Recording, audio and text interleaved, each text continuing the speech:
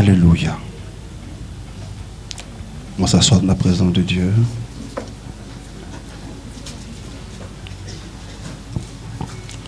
Je veux rendre grâce à Dieu pour cet autre moment que Dieu nous donne. Et je veux le bénir pour ce temps d'offrande de nos personnes. Le thème qui nous rassemble ce soir porte sur, chronologiquement, dans notre démarche, sur la deuxième vertu humaine, et particulièrement la deuxième vertu cardinale que le Seigneur nous donne. La justice. La justice. Alors, il se peut que j'emploie des grands mots, voilà, parce que l'enseignement l'exige.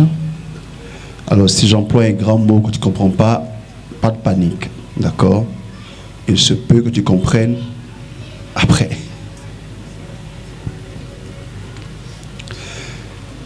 Et le thème d'aujourd'hui que nous aborderons, c'est la justice envers Dieu ou la vertu de religion. La justice envers Dieu ou la vertu de religion.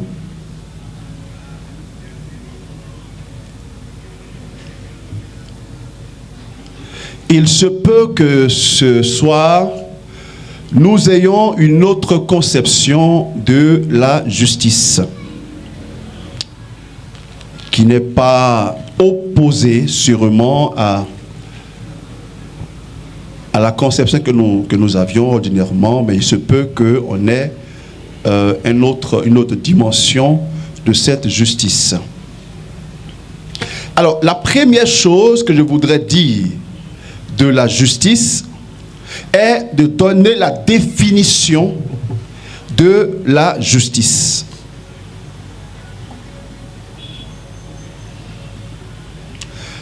Et pour celles et ceux qui ont de quoi écrire, écrivez ceci, que la justice est la vertu morale,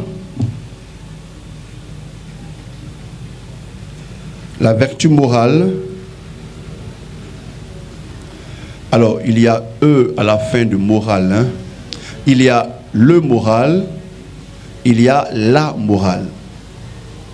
Le moral, c'est ma disposition aujourd'hui. J'ai le moral, hein, c'est-à-dire je suis disposé. Je suis bien. J'ai le moral, hein. Et la morale, c'est le comportement. D'accord? Le comportement. Donc, le moral, c'est la disposition de mon esprit. Voilà. Et puis, la morale, c'est mon comportement. Voilà. Mon comportement selon le bien. Voilà. Donc, la justice, et cette définition est donnée par le catéchisme de l'Église catholique.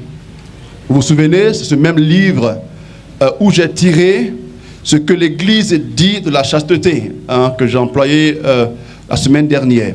Et ce même livre dit ceci de la justice, au numéro 1807, que la justice est la vertu morale qui consiste, la justice est la vertu morale qui consiste dans la constante et ferme volonté, écrivez parce que c'est important, la justice est la vertu morale qui consiste dans la constante et ferme volonté de donner à Dieu et au prochain ce qui lui est dû. La vertu morale qui consiste dans la constante et ferme volonté de donner à Dieu et au prochain ce qui lui est dû.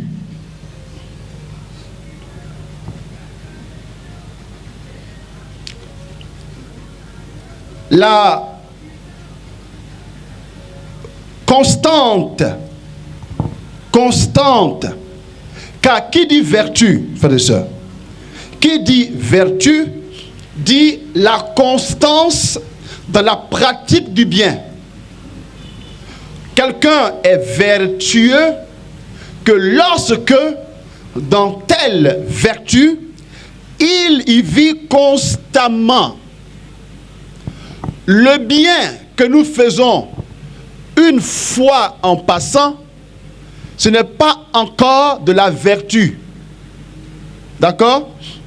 Si tu dis la vérité, une fois en passant, on ne dira pas de toi que la vérité est une vertu pour toi. Mais si ordinairement, régulièrement, fermement, c'est-à-dire quoi qu'il arrive, tu tiens à la vérité et tu l'as dit, on dit que la vérité est une vertu pour toi. Et le contraire de la vertu, c'est quoi? Selon vous? Le vice. Et le vice, contrairement à la vertu, c'est l'habitude dans le mal. Écoute, si tu voles ou tu mens une fois en passant, le vol n'est pas pour toi un vice. Bon, c'est un péché, ok, mais ce n'est pas un vice. Le vice signifie que tu mens habituellement. Tu voles habituellement. Ce que les uns et les autres verraient et passeraient, toi, tu ne peux pas voir et passer. Là, on dit que tu es voleur. Tu vois ce que je veux dire, non? Tu as le vol pour vice. Bon, écoute, si un jour ou l'autre, tu passes, tu vois, tu as pris. Bon, là, tu as volé. Tu n'es pas un voleur. Bon, par contre, si on te surprend, eux, ils ne sauront pas que tu n'es pas habitué ou pas. Tu comprends? Donc, pour qu'on parle de vertu, il faut qu'il y ait une disposition habituelle, constante et ferme. Il y a telle chose qui te tient à cœur. Là, c'est une vertu. Et la justice est une vertu en ceci qu'on a une disposition, une volonté ferme de donner à Dieu et au prochain ce qui est dû. Alors, qui parle de vertu, d'accord, parle forcément de relation avec l'autre. Ce qui est différent de la tempérance, de la prudence et de la force, les autres vertus cardinales qui peuvent parler de la relation avec l'autre, c'est vrai, mais la justice exclusivement parle de la relation avec l'autre. Et semble-t-il que des 4 vertus cardinales, donc la prudence, la justice, la tempérance et la force, la justice est la plus importante. Et les 3 autres vertus sont au service de la justice parce que là, on touche à quelque chose de très important. Vous vous souvenez de ce que le Seigneur a dit quand il a répondu aux pharisiens? Quel est le premier commandement? Il a répondu en disant, le plus grand, c'est aimer Dieu et son prochain. Donc, le commandement le plus important se trouve dans la relation. La relation avec Dieu et la relation avec l'autre. Et justement, la justice est la vertu qui parle précisément de cette dimension de relation. Relation avec Dieu et relation avec l'autre. Et on parle de justice dans la relation lorsque on fait pour Dieu et pour l'autre ce qui est dû. Et j'ai été marqué par l'expression ce qui est dû. On peut dire autrement, ce que je dois faire. Parce qu'il est dû, on peut dire autrement, ce que nous devons, ce que je dois faire.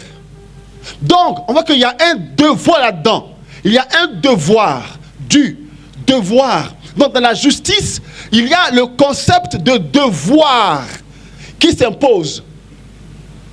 Or, vous et moi, nous savons que le devoir impose quoi aussi? L'obligation. Quand on dit devoir, il y a une obligation. Enfin, vrai ou faux? Lorsque le prof donne un devoir en classe, dis-moi, tu as le choix? Quel est le choix de faire le devoir ou pas? Je sais pas, qui... les élèves là. C'est vrai, tu aurais voulu ne pas faire. Ça y est là. Fais comment? Tu fais. Donc, qui dit devoir, dit obligation. Alors, ça m'a un peu travaillé un peu. Ça veut dire que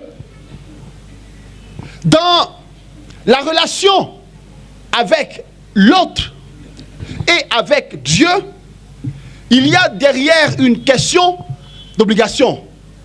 Mais ce soir, nous parlerons précisément de la justice envers Dieu, donc du rapport envers Dieu. Le mardi prochain, nous parlerons du rapport avec l'autre. Alors, s'il y a derrière quelque chose à devoir à Dieu, je croyais qu'avec Dieu, c'était une affaire de liberté. Alors, d'où vient la question de l'obligation? Or, aussi, on sait que une chose dont on a devoir de faire, quand on ne le fait pas, il y a quoi? Il y a dette. N'est-ce pas?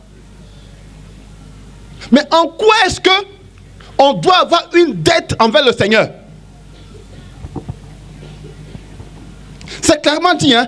Tu peux trouver Romains 13, verset 8. C'est quand même bizarre ça, cette affaire-là. De devoir. Est-ce que la vie chrétienne, c'est un devoir? Est-ce que c'est un devoir, la vie chrétienne? Et pourtant, on dit qu'il lui est dû. Donc, on doit quelque chose à Dieu. Je ne comprends pas. Qu'est-ce que nous dit l'apôtre Paul en Romains 13, verset 8?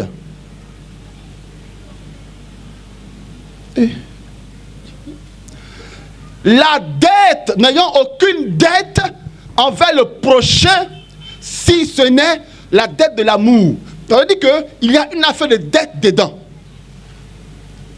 De dette là-dedans. Je croyais que être chrétien n'est pas un devoir. Mais non, là, on me dit clairement que c'est un devoir. Il y a un dû là-dedans. C'est pour l'autre, ça. Mais en Romains 8, 12 à 13, que tu n'as pas retrouvé, bien sûr, tu as trouvé Romains 12, 8 à 13, lis-nous ça. 12 à 13. Écoute très bien ce que je vais dire. Ainsi donc, frères, nous avons une dette. Une dette, là encore, oui. Mais non envers la chair. D'accord. Pour devoir vivre de façon charnelle. Car si vous vivez de façon charnelle, vous mourrez. Mais si par l'esprit, vous faites mourir votre comportement charnel, vous vivrez. Si par l'esprit, épelle-moi comment esprit est écrit là-bas? Avec E majuscule avec ou E minuscule? E majuscule. E majuscule. On aurait pu dire E minuscule. D'accord? C'est quoi E majuscule? C'est l'Esprit Saint. Donc l'Esprit de Dieu. Donc là, on nous dit que nous avons une dette. Celle de vivre selon l'Esprit de Dieu. Donc de vivre selon Dieu. Donc vivre selon Dieu est une dette. Voilà pourquoi on parle de justice. Hein? Il y a une obligation. Waouh. Et c'est ça. C'est ça qui a posé question pour beaucoup de personnes. Ecclésiaste, tu as trouvé Ecclésiaste aussi? Ecclésiaste 12. Verset 13. Il y a encore un truc là-bas qui est dit. Fin du discours. Tout a été entendu. Ok. Crains Dieu. Crains Dieu. Et observe ses commandements. Et observe ses commandements. Car c'est là tout l'homme. C'est là tout l'homme. Quelqu'un ici a-t-il la version Louis II? Quelqu'un là ici? Quelqu'un là ou pas? Non. Ok. En Louis II, ce même passage, Ecclésiaste 12, mais là verset 15. Verset 15. Dans la Bible catholique, c'est verset 13, c'est verset 15. Eux, ils disent clairement que craindre Dieu et obéir à ce commandement, voilà ce que doit faire l'homme. Ce que doit faire l'homme. On sent encore la question de l'obligation. On doit le faire.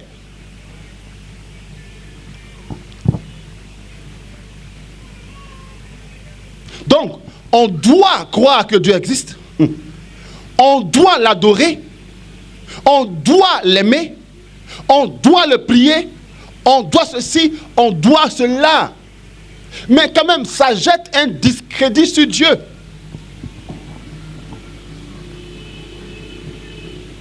Car, frères et sœurs,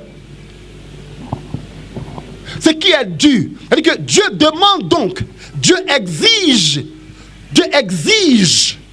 qu'on croit en lui. Ça exige qu'on prie. Ça exige qu'on l'aime. Exode 20. Les commandements de Dieu. La première chose que Dieu dit à Moïse pour son peuple. Et Dieu prononça toutes ces paroles. C'est moi le Seigneur ton Dieu. C'est moi le Seigneur ton Dieu. Et ce côté c'est moi là, fatigue du monde. Hein? C'est moi. D'accord? C'est moi qui? Le Seigneur Dieu. C'est moi. Continue. Qui t'ai fait sortir du pays d'Égypte, de la maison de servitude.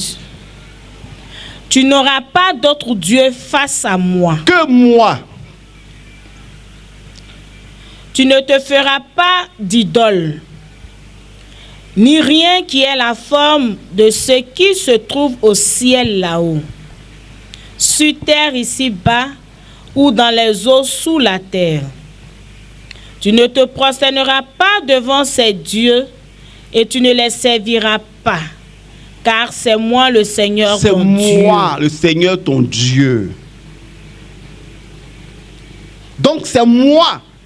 Tu dois croire en moi et en moi seul. Tu dois espérer en moi et en moi seul. Et lorsque, frères et sœurs, dans la vie normale, lorsque une personne parle beaucoup d'elle et ramène tout à elle, on dit que c'est une personne qui est narcissique. Toi, tu dois tourner vers moi. L'autre mot pour le dire est égotriste. C'est-à-dire, lui, il se regarde et puis il s'admire. Et beaucoup accusent Dieu d'être un narcissique. Et mieux, d'être un pervers narcissique. Ça veut dire qu'il se nourrit de ce qu'on pense de lui. Il se nourrit de nos adorations. Il y a même un monsieur qu'on appelle François Cavana qui dit ceci, que Dieu est un névrosé narcissique. Il a créé l'homme pour que l'homme l'adore. Dans lui, il trouve son plaisir en ce qu'on l'adore. C'est un fou. Il y a un autre aussi qui dit que si d'aventure Dieu existe, il serait bien qu'il aille voir un psychologue. Parce qu'il a un problème de personnalité. Moi, adore-moi, prie-moi, ça moi. Dieu a un problème psychologique. Va te faire consulter.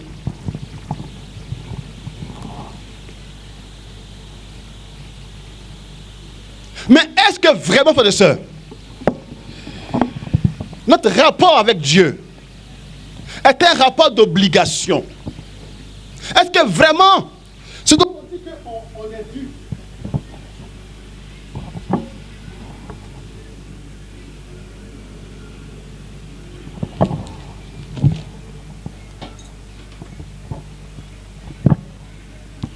est-ce que vraiment ce qu'on doit à Dieu relève vraiment de l'obligation?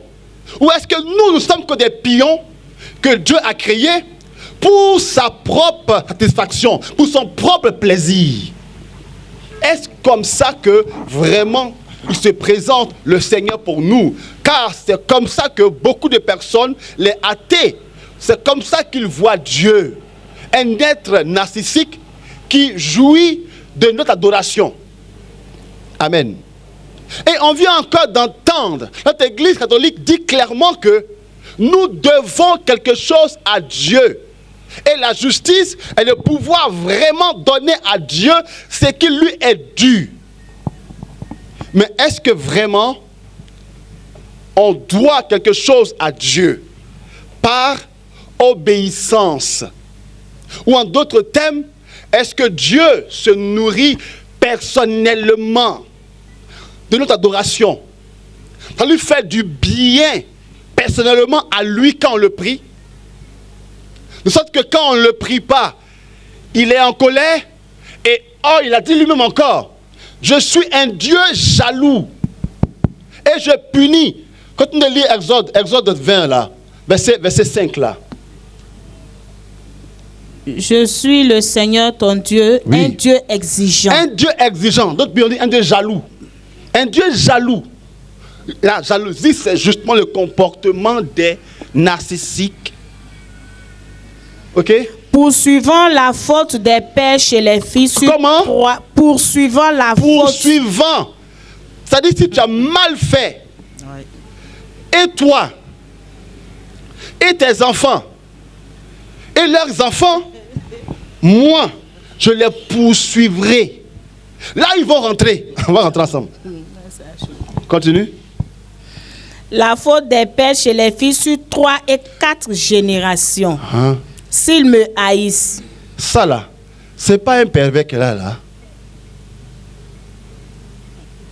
Elle dit, quand tu gardes rancune, tu es foutu à lui.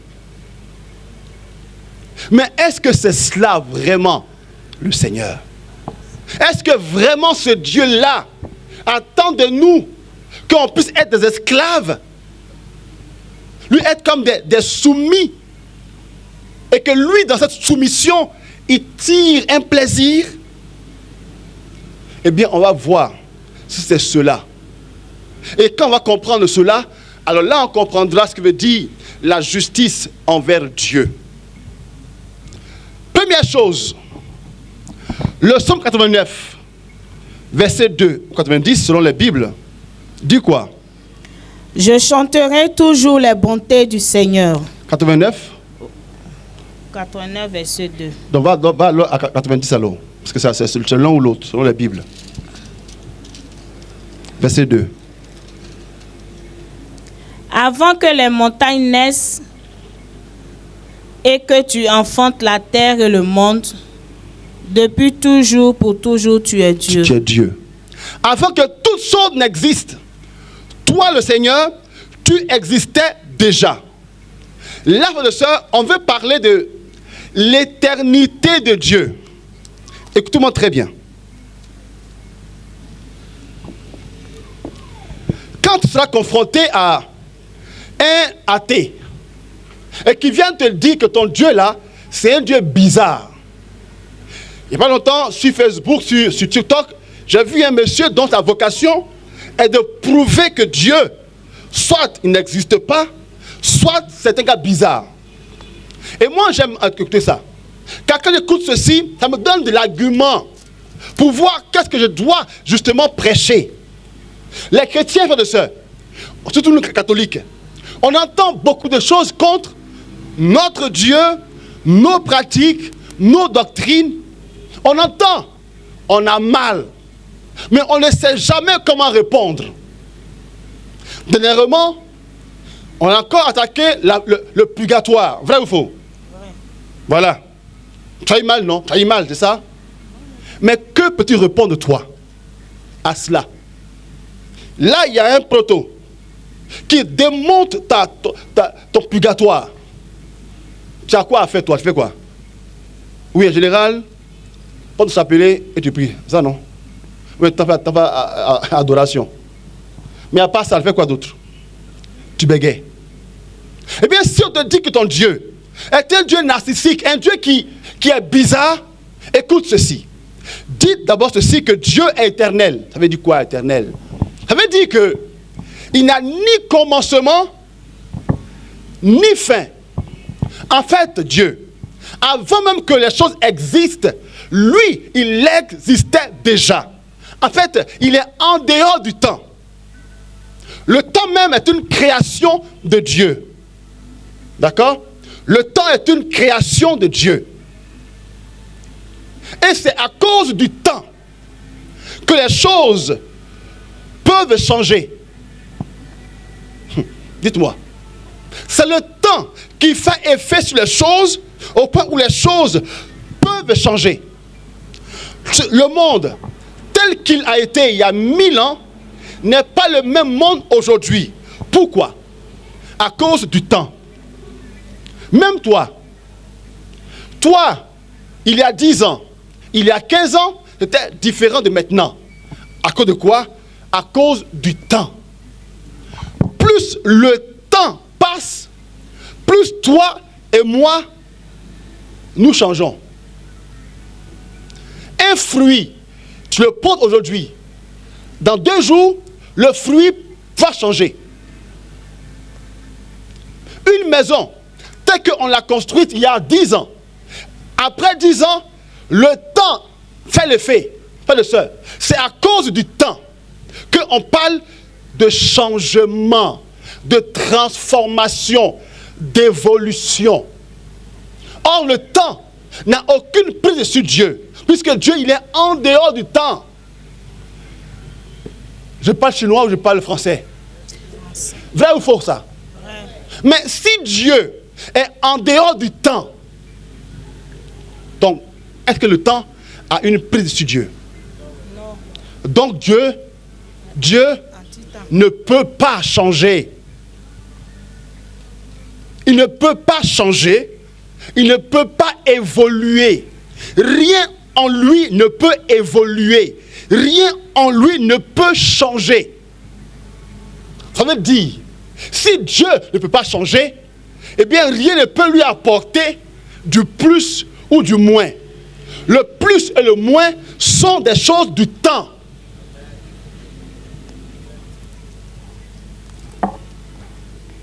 On est ensemble là ou pas? Amen. C'est fort. Dieu ne peut pas évoluer. Dieu est toujours ce qu'il a été. Ce que Dieu est hier, il est aujourd'hui, demain il le sera.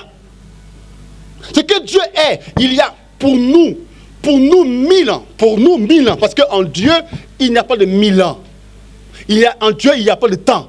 C'est pour nous qu'il y a 1000 ans. C'est que pour nous, Dieu a été il y a 1000 ans, Dieu l'est encore aujourd'hui, et dans 1000 autres années, Dieu sera toujours le même. Il ne change pas. Alors s'il ne change pas, rien ne peut s'ajouter à lui. D'accord? Rien ne peut s'ajouter à lui. Ça veut dire que nos prières, nos adorations, nos louanges n'ajoutent rien de plus en Dieu. Tu comprends ce que je veux dire ou pas? Amen. Tes pleurs n'ajoutent rien de plus en Dieu. Dieu existe en dehors de toi.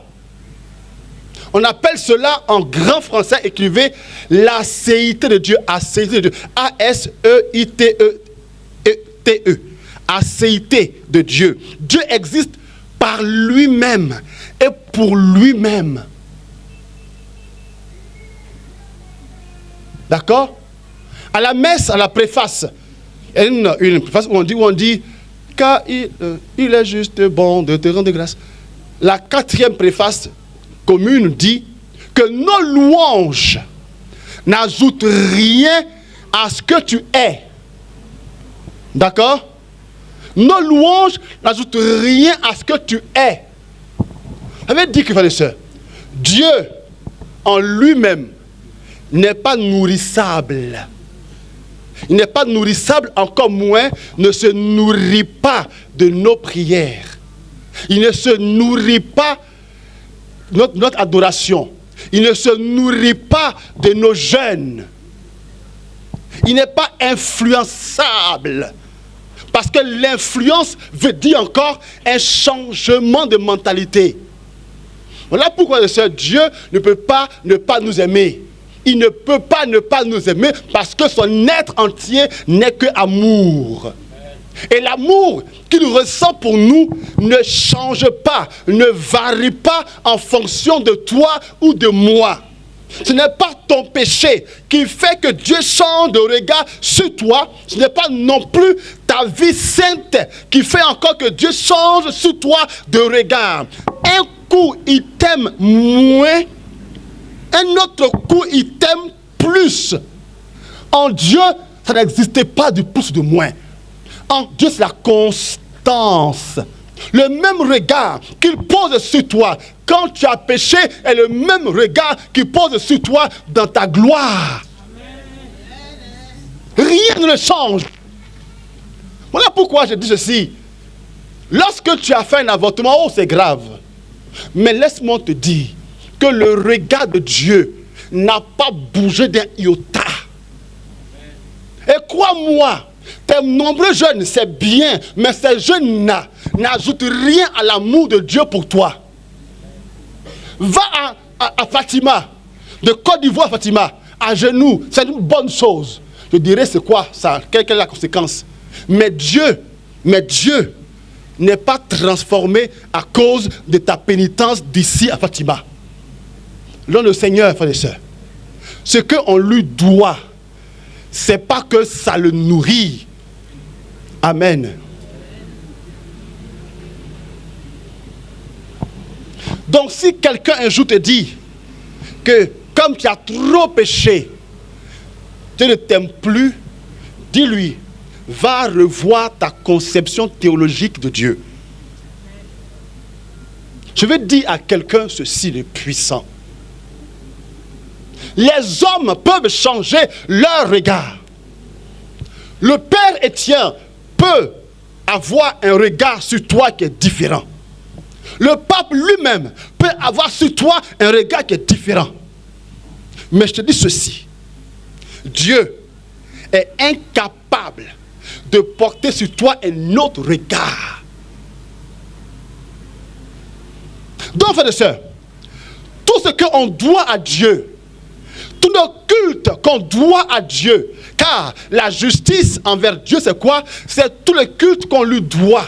C'est tout l'amour qu'on lui doit. L'adoration qu'on lui doit. La louange qu'on lui doit. Toutes les prières qu'on lui doit. Les jeûnes qu'on lui doit. C'est tout ce qu'on appelle la justice envers Dieu. Mais toutes ces choses-là, frères et sœurs, Dieu les reçoit. Pas pour lui-même. Mais pour qui? Waouh! Mais pour toi. Alléluia. Mais pour toi.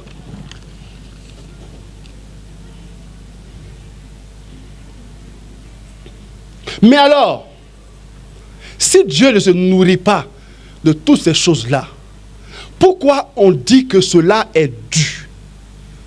Pourquoi il semble avoir derrière une sorte d'obligation? Pourquoi il semble avoir derrière une sorte de devoir? Derrière.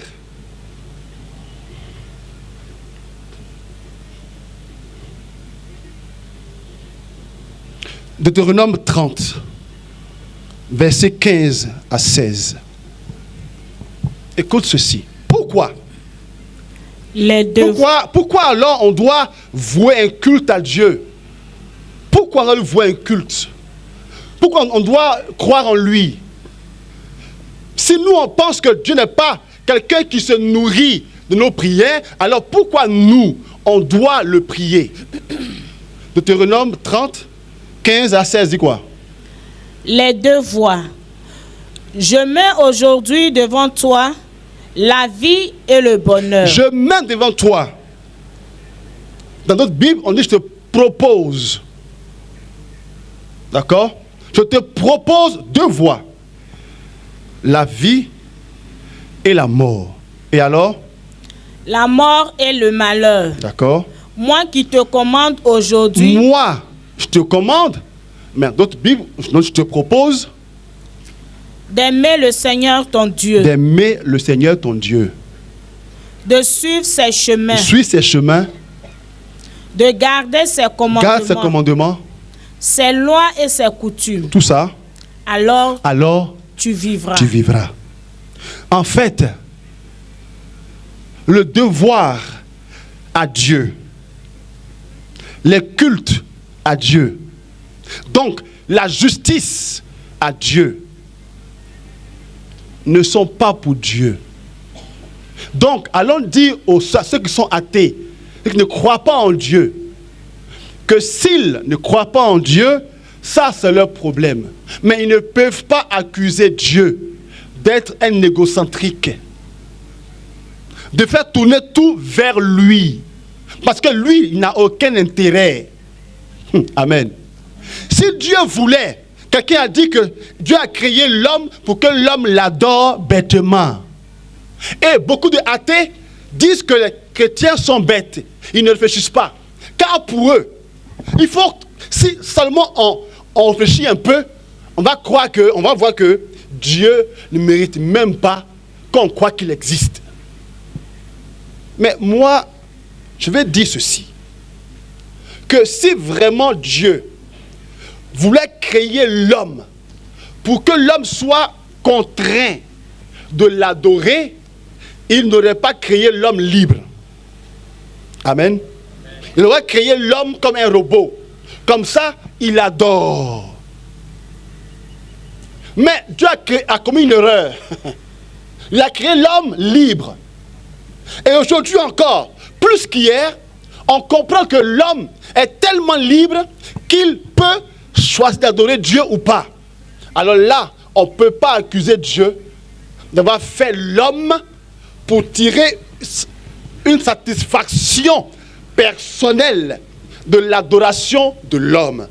Mais lorsque Dieu nous invite à lui vouer un culte, c'est parce que Dieu sait que c'est en l'aimant que la vie pour nous est possible. Dieu sait que c'est en l'adorant que la vie pour nous est possible. Pas parce qu'il tire une gloire de l'adoration. Vous et moi, on sait tous la puissance de l'amour. À part ceux qui ont fait le choix d'être consacrés, qui ici n'a pas envie de se marier?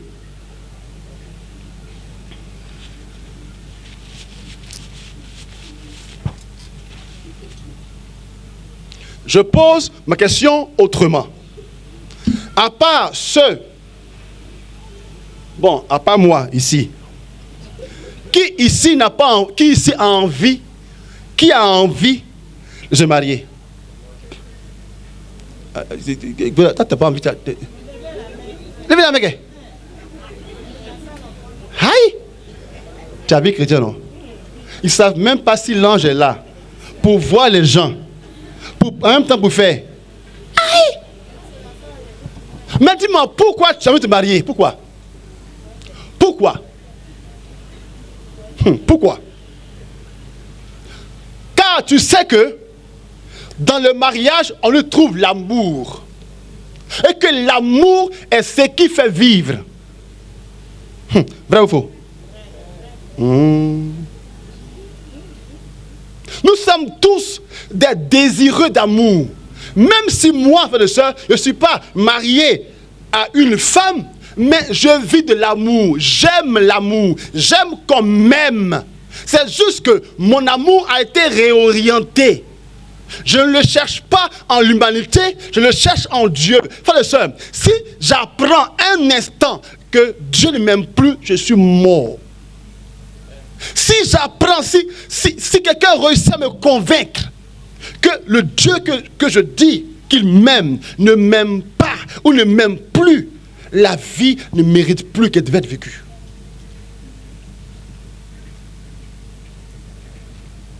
Quand je me lève le matin Ma joie de vivre vient du fait que je sens que sur moi est posé un regard d'amour, le regard de Dieu. C'est ce qui me fait vivre. Même toi, frère et soeur, même toi, quand tu as conscience que quelqu'un t'aime, tu es heureux, tu es heureuse de te réveiller le matin. Tu es heureux et tu es heureuse d'aller travailler. Tu es heureux de retourner à la maison pour voir ton ou ta bien-aimée. Une des choses puissantes que Dieu nous donne comme richesse, c'est la grâce de l'amour. Un couple peut ne pas avoir de l'argent, mais leur complicité amoureuse est leur satisfaction. On peut avoir tout l'or du monde, mais s'il n'y a personne amoureux avec qui je puisse vivre l'argent, ça ne sert absolument à rien. Beaucoup de personnes vivent avec des choses matériellement. Ils vivent, non, ils vivotent. Parce que, frères et sœurs, si à la maison, il n'y a rien, tu vis quoi? Tu payes quoi avec ton argent? C'est lorsque tu sais que, il y a quelqu'un qui m'attend chez moi, qui m'aime. Alors cet argent-là va servir à quoi?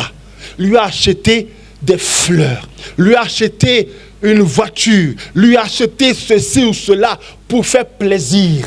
Et il sait que c'est en faisant plaisir que lui-même il se fait plaisir et que la vie se vit.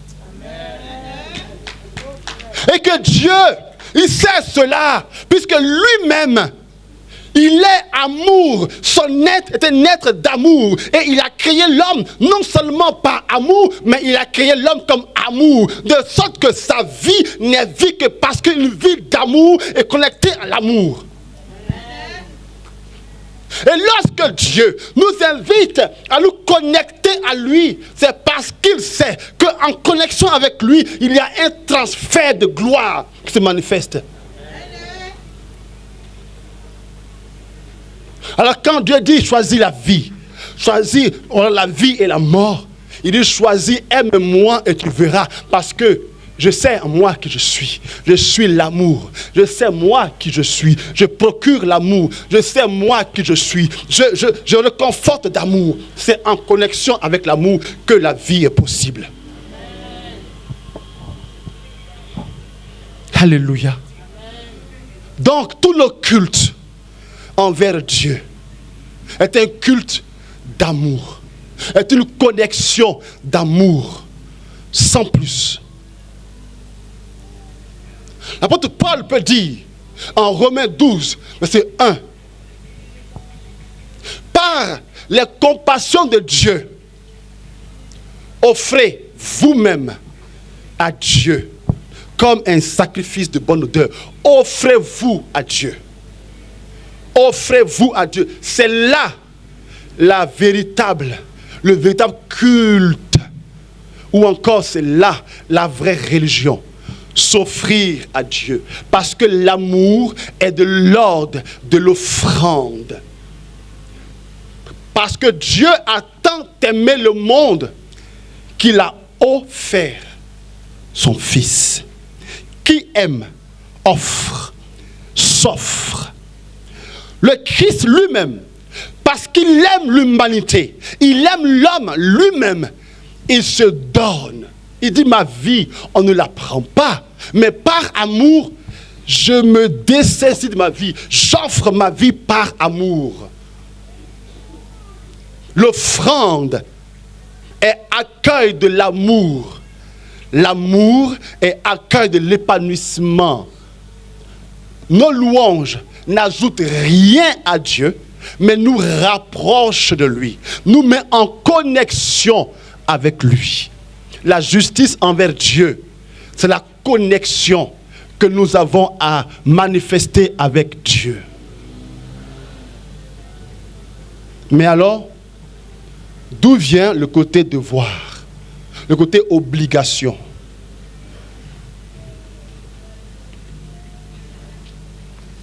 Éphésiens 5, versets 23-24.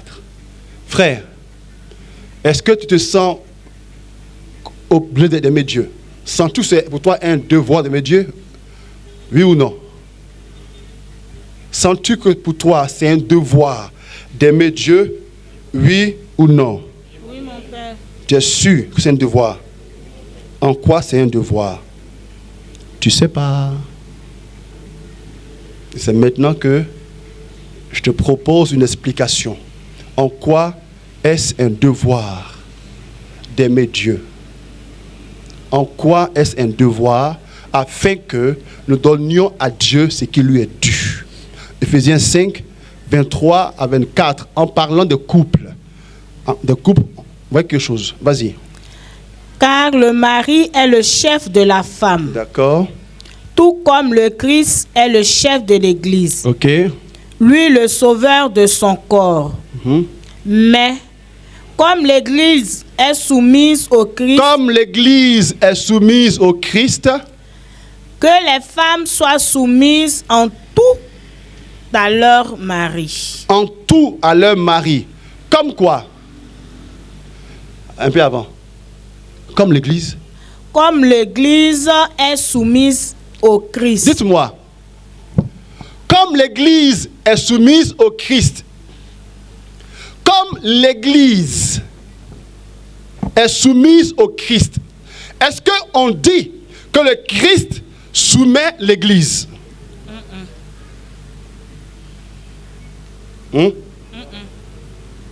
On dit quoi? L'Église est soumise au Christ. L'Église est soumise au Christ. Ils n'ont pas dit que c'est le Christ qui met la pression. Monsieur,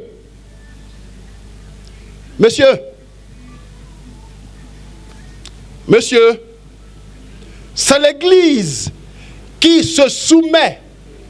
Et non pas le Christ qui soumet. Mais pourquoi l'Église se soumet? L'Église se soumet parce que l'Église sent l'amour de Christ.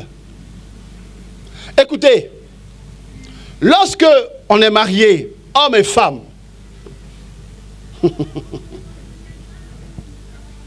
frères et sœurs, un homme sérieux dans son couple, comment il se comporte? Un homme sérieux qui aime sa femme, comment il se comporte? Il fait tout pour faire plaisir à sa femme.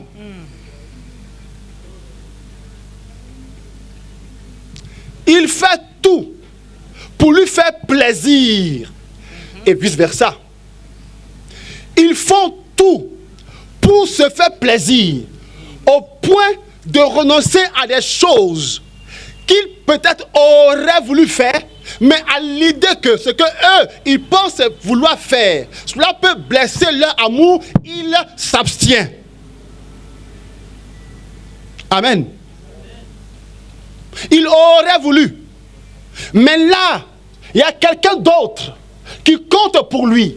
Et parce qu'il l'aime, il veut lui faire plaisir. Et pour cette personne-là, il s'oblige. Il y a des hommes qui, autrefois, sortaient comme ils voulaient.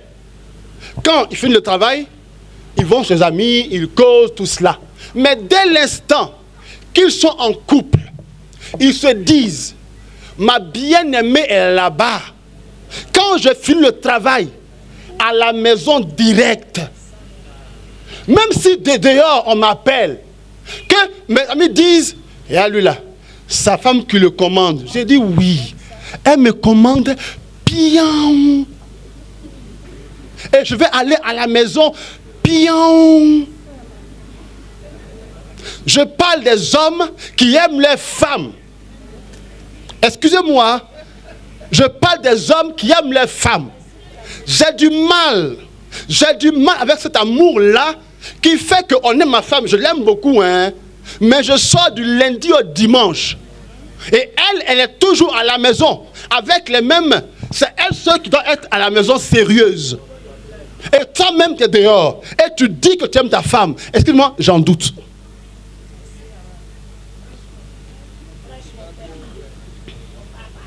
L'amour a des obligations internes. L'amour a des obligations internes. Parce qu'on aime. Parce que Dieu aime. Il se dessaisit de son fils. il donne son fils. Frères et sœurs, quand on donne, on a un peu mal. Le Père, du haut des cieux, voyant son fils souffrir, je crois que le Père avait mal. Mais puisqu'il nous aime, il s'est obligé à le laisser mourir. Le fils dit, Père, j'ai peur. Père, j'ai peur. S'il est possible que tu m'éloignes de la coupe, fais-le. Mais le Père voit son fils. Il dit, j'ai mal aussi pour toi. J'aurais voulu que, mais non, j'aime ces gens-là. Et à cause de l'amour que j'ai pour eux, je m'oblige à te laisser souffrir. Alléluia. L'amour oblige. Donc lorsque l'Église se soumet au Christ, c'est par amour. L'Église sent l'amour pour son Seigneur et s'oblige aussi à se soumettre pour rentrer dans la même vision que le Christ. Donc lorsque moi, je sens que je dois prier absolument, c'est pour moi un devoir, une contrainte par amour. Dieu ne m'oblige pas, il ne me soumet pas, mais moi je sens le devoir. Lorsque mon réveil ce matin a sonné, j'ai eu mon réveil ce matin à 4 heures. Quand ça a sonné, j'ai commencé à raisonner. Oui, Seigneur, toi-même tu sais que ma journée a été compliquée. Est-ce qu'on ne peut pas remettre ça à demain? Amen. Mais que mon réveil, je l'ai reprogrammé pour dans 2 heures. Et dans mon esprit, c'est comme si je voyais Dieu comme ça.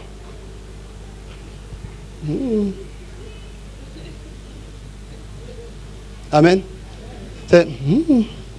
C'est pas, il y a un lui là, il y a un dormeur. Non. C'est comme ça qu'il faisait. Hey, mais moi j'attendais là-bas que tu viennes, on va s'enjailler un peu. Surtout, j'ai remarqué, quand mon réveil sonne, que j'ai du mal à me lever, c'est que la prière qu'on va faire là, ce sera chic. Ce sera chic. Et en général, quand je m'efforce et que j'obéis, que je me lève et que je m'assois en sa présence, je dis à Dieu, hey, tu as bien fait de me convaincre. C'est trop chic l'œuvre qu'on fait en ce moment. C'est trop quelque chose. Yeah! Tu peux aimer comme ça quelqu'un? Amen. Et là, ce matin, je me suis réveillé. L'eau froide me disait, quand j'ai vécu mon corps, l'eau froide me disait, Yann, il fait froid. Il fait froid. Tu fais comment? Il fait froid. Si tu l'eau de la table, c'est froid là-bas. C'est glacé, hein? Quand c'est l'eau de source, là, donc c'est glacé. Donc quand mon corps a été vécu, l'eau dit, il fait froid. Il faut te coucher vers les 6 heures, il ferait un peu chaud. J'ai dit à l'eau, tu es vaincu. Du coup, je me suis lavé après la prière. En général, je me lave avant la prière. Mais cette fois-ci, là, j'ai pris mon eau chaude, mon seau, pour aller au salon et j'ai chauffé l'eau. Parle encore, on va voir. L'eau, parle encore, on va voir. Et quand je me suis assis devant le Seigneur, je dis, hé Dieu, donc c'est ça là, j'allais manquer. Amen. Donc quand on aime, on sent une obligation à l'intérieur. Voilà pourquoi on doit prier. Je dois prier. Même quand je ne sens pas, je dois prier. Quand je ne sens pas, je dois aimer. Quand je ne sens pas, je dois jeûner. Quand je ne sens pas, je dois pardonner. Parce que l'amour oblige.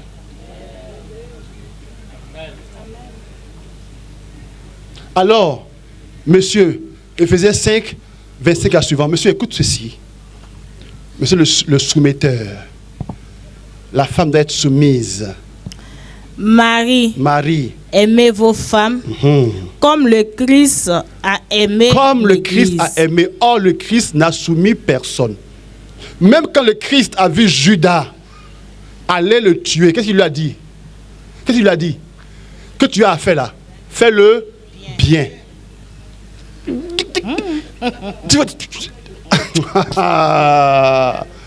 dit, je sais, tu as une mission. Toi et moi, on sait. Je vais souffrir. Mais même ça encore, je te respecte.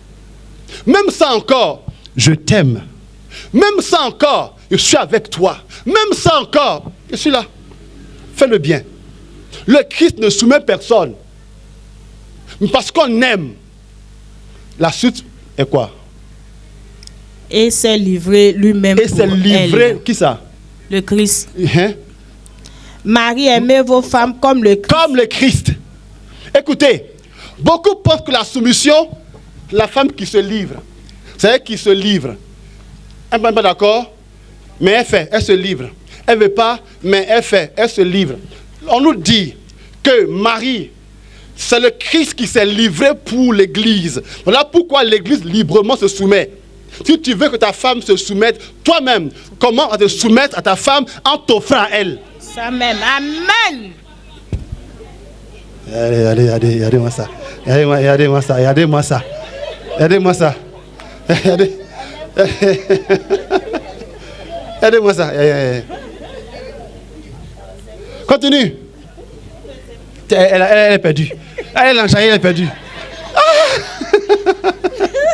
Lis-moi ça. Je reprends mon père. Reprends, tu aimes ça. C'est doux. Il faut reprendre. Marie, aimez vos femmes comme le Christ a aimé l'Église et s'est livré pour lui-même pour elle. Il s'est livré lui-même pour elle. Il s'est livré pour elle. Continue. Il a voulu ainsi la rendre sainte. Il a voulu la rendre sainte. Il a voulu rendre sa femme la plus belle des femmes. Oh, la femme la plus couronne des femmes. Oh, c'est trop beau. Il n'a pas dit que le monsieur, il sort au détriment de sa femme. Elle pleure, elle pleure, elle pleure, il s'en fout. Ça, c'est pas l'amour. Hein? Un homme authentique est celui qui ne permet pas qu'une seule larme coule des yeux de sa femme, mais qui la couronne de gloire et de bonheur, qui la couronne de fleurs. Il la veut sainte, éclatante, belle. Continue. La purifiant avec l'eau qui lave. C'est lui qui la... Waouh. Continue. Et cela par la parole. Par la parole. Chérie. Chérie. Je t'aime, bébé. Non, pas chérie. C'est prêt? Repas est prêt? Chérie, le sel là, c'est trop, hein? Chérie, piment là, il y a quoi? Est-ce que tu peux dire un truc genre, je t'aime, chérie? Tu es tout pour moi, chérie. Amen. L'amour oblige à cela. Et lorsque moi, je suis avec Dieu, je me sens obligé. Oui, parce que je l'aime. Continue. Il a voulu se la présenter à lui-même splendide. À lui-même splendide. Du genre, quand il la regarde. Il n'en revient pas.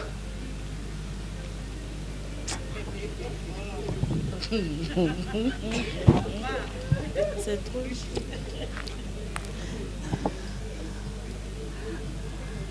Il n'en revient pas. Il a voulu à lui-même se la présenter comme splendide. Alléluia. C'est comme ça la relation avec le Seigneur. Dieu nous aime. Parce que nous, on sent son amour. Eh bien, on se soumet.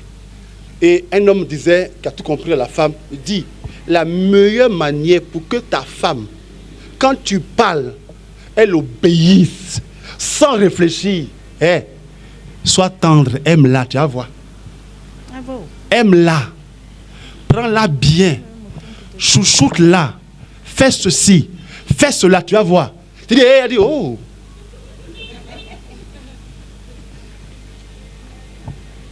Et la justice envers Dieu, c'est justement croire que je dois aimer le Seigneur de tout mon être, parce que lui, le premier, m'a aimé. Alléluia. Alléluia. Je veux te dire que je t'aime.